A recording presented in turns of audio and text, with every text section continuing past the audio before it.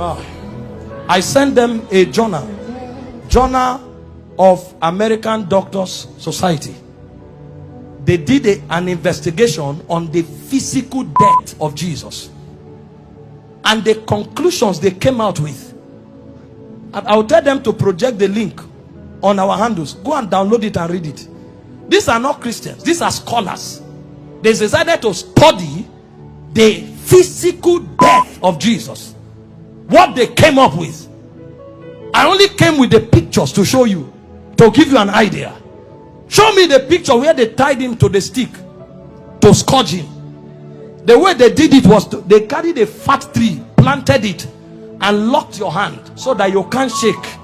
That means when they are scourging you, you can't turn. And they stripped you naked when they scourged you. The cane they used to whip you, they attach bones and metals to it. So anytime they wipe you, it pulled off your skin. There were records that said they whipped somebody like that and the thing tore the intestine and things came out. Somebody else was scourged like that. The whole back was peeled off. They saw bones. That's how the thing enters. They whip you and tear your skin. So every time they wipe you, if they pull it, your skin comes out. So that when they finish beating you, because of the volume of fluid you will lose, you will die of taste. If you don't die of heart failure. This is scourging. And the Romans don't flog 39. It's the Jews that flog 39. The Romans flog until they are tired. So the people beating you, they will beat you until they faint. When they finish scourging you like this, if life remains in you, then mercy spoke for you. After they scourged him, they now took him trekking with the cross for close to 1 kilometer to Golgotha. He lost so much weight that short journey he fell 3 times. He couldn't walk. And nobody will give him anything to drink. Historian said when his face was wiped, blood stains crested the mark of his face on the handkerchief. Everywhere was bleeding. Can I show you the scripture that described this punishment? Isaiah 52 verse 14. Give me the Passion Translation. When they finished beating Jesus, that alone would have been enough. See the way Isaiah 52 verse 14 described him after he was scourged. TPT, give me the Passion Translation. It said, just as many were appalled. You know the word appalled? The dictionary. Who is an English person here? Huh? Highest level irritation. When you saw him, you are like, what is this? You couldn't describe it. It said many were appalled at the sight of him, for so mad, you know the word mad, disfigured. So disfigured was his appearance, like an object of horror. When he came out of the scourging, if you saw him, you thought he was an object of horror. And he said he no longer looked like a man. They literally disfigured him. And they didn't stop there. They now gave him the cross, carried it, and went to Golgotha. Then they began crucifixion. In crucifixion, they nail you at your wrist, because the idea was for you to hang there until you suffocate. You know, the word excruciating didn't exist until the Romans started crucifying people, because the word excruciating comes from the word cruciating, and the word cruciate comes from crucifix. So it's excruciating is actually a pain you feel when you are crucified, because there's no pain in that class. When a man is crucified, his whole weight hangs on his wrist, and the only support he has are the nails on his toes. And when they crucify you, you saw a picture of Mel Gibson where you were straight. You can't be straight when they crucify you, because your back, there's no space to stand straight. you have to turn sideways to hang, because this is how you hang. Your weight actually hangs on your wrist. If you are tired and you want to gain small balance, you now push it on your toe that is on the nail. That's why when they wanted to kill the criminals, they broke their legs. And the reason is because when you are hanging, your stomach is bent so that your diaphragm can't breathe. Air can't enter. So Jesus was there for 6 hours. You know what that means? For 6 hours, every time he breathed, he had to pull himself up. So he pulled himself on a nail up to breathe for 6 hours. He will pull up, breathe, go back, pull up for 6 hours. Remember, his back is already torn.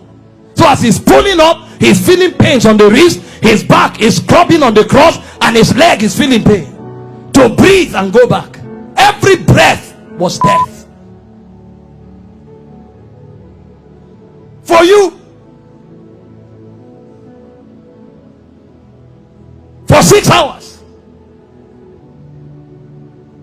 And they were mocking him at the same time. So there was soulish torture, there was physical torture. As if that's not enough, he carried sin on him. So God was not connected to him at the time. God had to turn away. So there was spiritual torture, soulish torture, bodily torture. So much so that he cried, Eloi, Eloi, lama sabachthani, my God, why hast thou forsaken me? It's like a disconnection between your spirit and your soul. So the man was no longer alive. He died in the spirit before he died in the natural. The level of pain.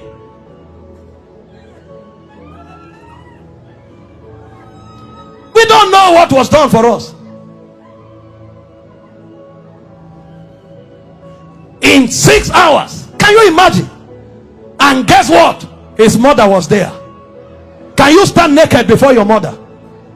This is the man that the mother saw do wonders. How come? Imagine when he looked at their faces. See what you'll be interpreting. Some are saying, why? How come? Why can't you do anything today? Then the Jewish people were mocking. Physician, heal yourself. Fake prophet, I thought you said you had miracles. Why don't you come down? The thieves that were on the cross, one was mocking him. So from everywhere. Meanwhile, all the sicknesses on earth were on him on the cross. You have cancer, you say it's painful.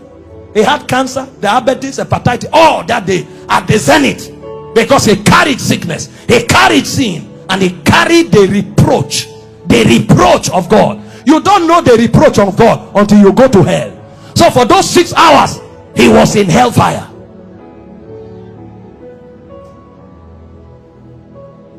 Until a point came when the price was paid. He looked up and said, I'm thirsty. They gave him vinegar. He said, no, that's not what I'm looking for. I'm looking for the river that flows from the throne of God. I'm looking for that which satisfies indeed. When they didn't have it to offer, he said, it is finished. And he said, Father, unto you I commit my spirit. I commit. Because they couldn't kill him. They couldn't kill. No, you don't kill him. This commandment I've received from my Father. I have the power to lay down my life and to take it up. So he felt all those pains keeping his life inside him. He had the choice to give up the ghost early. But if he gave up the ghost before the scourging, the sacrifice won't be complete. That's where it is more painful. He had the power to say, no, now I depart. But he kept his life and suffered the pain. From the scourging, to the shame, to the reproach, to the embarrassment, to the flogging, to the crucifixion, until he checked and saw that the sacrifice was complete. Because he had the choice of letting you go to hell, or of keeping you while he stays in hell. He chose to stay in hell.